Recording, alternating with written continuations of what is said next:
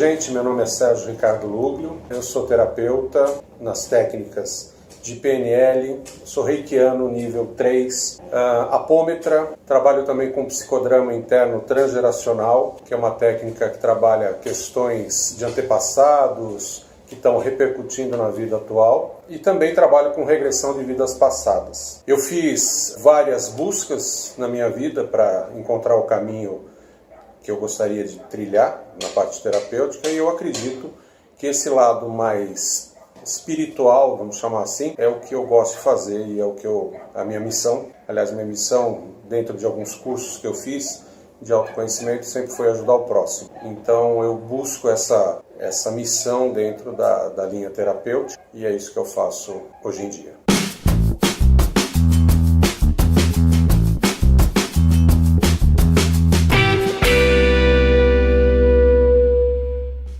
Bom dia, boa tarde, boa noite. Sou o Fábio Nasa, sou apresentador da série Apometria Porque Sim, Apometria Porque Não, da série Apometria Estudo de Casos, mantenedor aqui do espaço Núcleo Vida Plena, que é um espaço de desenvolvimento humano e espiritual. Estou aqui com o meu amigo, colega, parceiro, o Sérgio. O intuito do nosso bate-papo de hoje é resgatar um programa chamado Cabeças Pensantes. A ideia é trazer a visão da apometria sobre a ótica de outros apômetras. O Sérgio hoje, apômetra, médium, instrutor de apometria aqui do Núcleo Vida Plena. A gente vem de um histórico já de longa data, e a gente vai fazer um ping-pong aqui. Eu queria... Seja muito bem-vindo, Sérgio, obrigado pela disposição.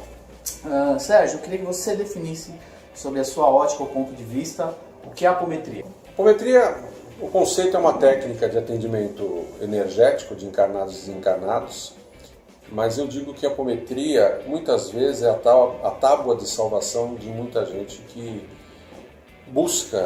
já buscou em diversos locais uma ajuda específica. E por que eu digo tábua de salvação? Porque na realidade a apometria ela consegue concatenar várias técnicas de outros trabalhos terapêuticos, de outros trabalhos espirituais, num único atendimento, né?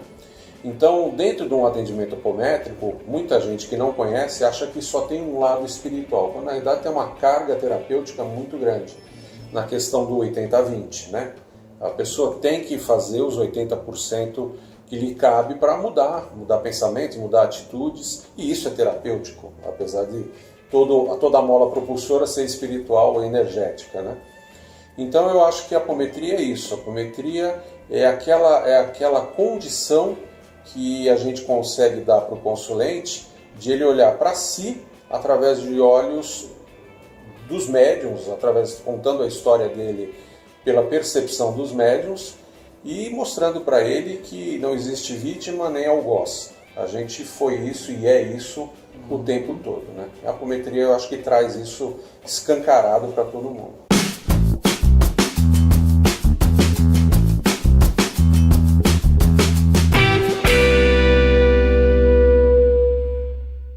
Eu já transitei, nós temos um histórico parecido, eu vim do eixo católico, depois eu transitei pelo espiritismo, pela Aliança Espírita Evangélica, permaneci um tempo, um ciclo de uns 7 anos aproximadamente. Rompo, aí tenho contato com uma casa que me inicia com uma ferramenta apométrica, um grande mestre aí, o seu Gonzaga, espero tê-lo aí sendo entrevistado em breve. Mestre, né? Sim. E aí eu tenho contato com essa universalidade. Só que ao mesmo tempo eu vivenciei uma fase que ainda existe de um ranço para com a apometria e por um outro lado um vislumbre de alguns e até um exagero. Então, vamos antes de a gente chegar no ponto de equilíbrio, vamos olhar para a régua sobre a ótica do ranço, se você vivenciou isso e como é que você vê isso, ouviu, e depois os exageros também, porque você vê apômetras aí também falando cada barbaridade, a ideia é a gente achar o ponto de equilíbrio.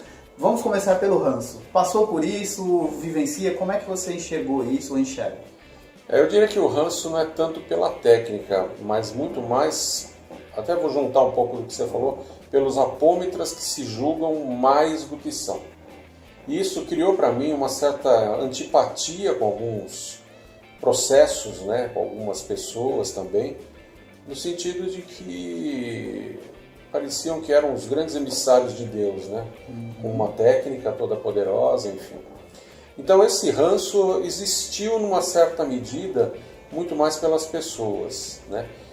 E aí juntando com aquela coisa do deslumbre que você falou de alguns médiuns, que no fim, porque minha técnica é melhor que a sua, porque o operador você está fazendo errado, porque, enfim, eu tenho contato direto com a 8ª, 19ª camada superior, então acho que é um pouquinho disso, e é chegar no que eu falei um pouquinho da humildade, né, e a gente perceber que nós somos só canal de passagem de ajuda para o próximo.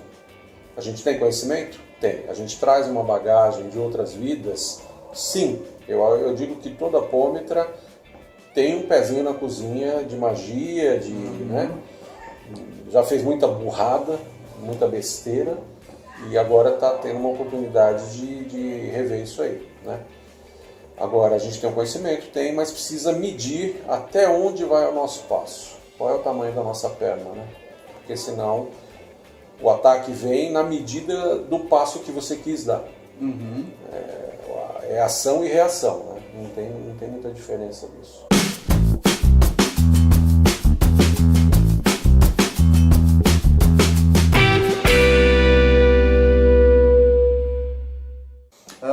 Você teve a oportunidade de, por um longo período, implementar um trabalho de apometria, me corrija se eu estiver errado, dentro de uma casa kardecista. Sim. E fala um pouquinho dessa história e como é que foi aplicar a apometria dentro de uma casa kardecista.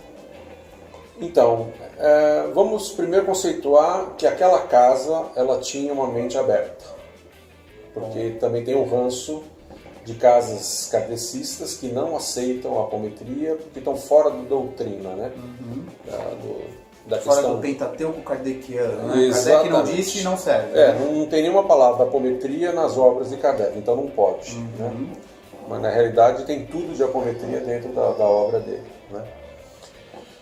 Então aquela casa era uma casa de mente aberta, uma casa abençoada, vou atestar, a casa Fraternidade Espírita Irmão Pedro, em São Bernardo, uma casa onde eu só tenho amigos, e pela abertura que a gente teve, foi possível montar um grupo muito bacana, muito grande, até chegamos a ter quase 50 pessoas, né?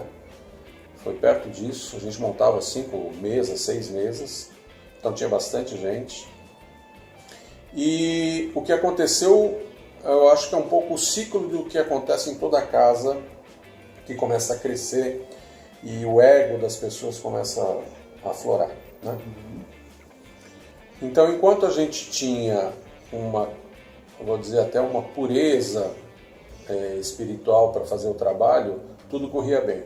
A hora que entrou o ego dessas pessoas, como eu brinquei que eu tinha um contato com a 8ª, 19ª camada, a coisa começou a criar ciúme, começou a criar fofoca, e aí você percebe que também tem um pouquinho do ataque, né, que as casas recebem por um trabalho de luz que estão realizando e o jeito que eles... As portas que se abrem. As portas que se abrem, o jeito que eles utilizam é justamente esse nas pessoas, né? Atacar as pessoas para desestruturar o pilar todo do trabalho. Mas isso não é culpa da apometria, é não, culpa do ser humano. É culpa do ser humano. Porque tende-se também a dizer, foi trabalhar com algo que não devia e aí gerou problema. É o ser humano, é o que eu falo. Passos maiores que as pernas. Né? Então a gente chegou a ter lá um grupo muito grande, aí teve um processo de cisão por ciúme, né? Pessoas que... E eu diria assim, não é só a questão emocional. Eu percebo que a apometria, ela tem uma característica que as casas têm o que eu chamo de uma assinatura vibratória. Tem casas que trabalham num determinado formato, às vezes mais próximos da Umbanda. Tem casas que trabalham num outro formato, mais próximas do espiritismo, do kardecismo. Enfim, e aí eu acho que tem muito dessa divisão que a gente às vezes não tem controle, que as casas vão se formando, vai se formando aquela assinatura vibratória na casa, e quem não está vibrando, quem não está coerente com aquela vibração, com aquela assinatura vibratória, acaba saindo. Isso é fato, né? Então houve uma cisão ali de pessoas que não estavam vibrando na mesma faixa. O grupo diminuiu bastante, baixou para umas 12, 15 pessoas, né? E por incrível que pareça, o trabalho ficou muito melhor, né? Não era quantidade, era qualidade. Ok. Foi isso que aconteceu. Muito bem. E aí, hoje você, como narrado no vídeo anterior, você migra para a Umbanda e hoje você tem a oportunidade, talvez, de exercitar a ferramenta apométrica com um agregado de outros recursos. Como é que você vê isso, a diferença lá do antes e agora desse momento atual? Eu vejo que eu adquiri uma nova ferramenta. Eu abri um novo capítulo de um livro, com uma história, um conhecimento novo. Então são novas ferramentas, né? Hoje, o que antes era só uma intuição, hoje eu sei que é um preto velho falando, né?